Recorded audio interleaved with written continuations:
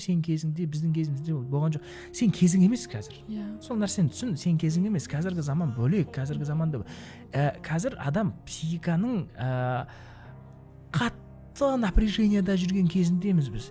Біз сендердің 4 жыл оқып алатын ақпараттарыңды біз 4 күнде алып жатырмыз қазір. Қаласақ та қаламасақ та.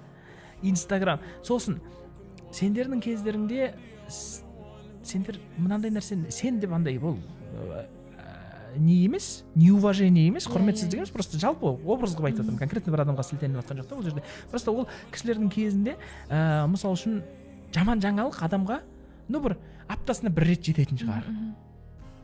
Бір 2 аптада бір рет жететін шығар. Жаман ал енді біздің өміріміз, біздің кезімізде жаман жаңалықтың ішінде өстік. Сендер пандемияны көрген жоқсыңдар жас кездеріңде.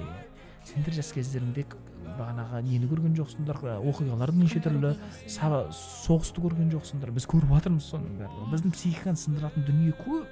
Қазір кішкентай балалардың көріп жатқан контентін қараңыздар, психиканы сындыратын дүние. 10 минуттың өзінде 10 түрлі эмоция аласың. Страшно сындырады ана эмоция психиканы. Сондықтан қазір біз үшін психикалық бағанағыдай проблемалар, депрессия деген сияқты проблемалар ол кезінде сіздердің өмірлеріңіздегі бір бауырыңды жоғалтып алу проблемасымен тең салмақты.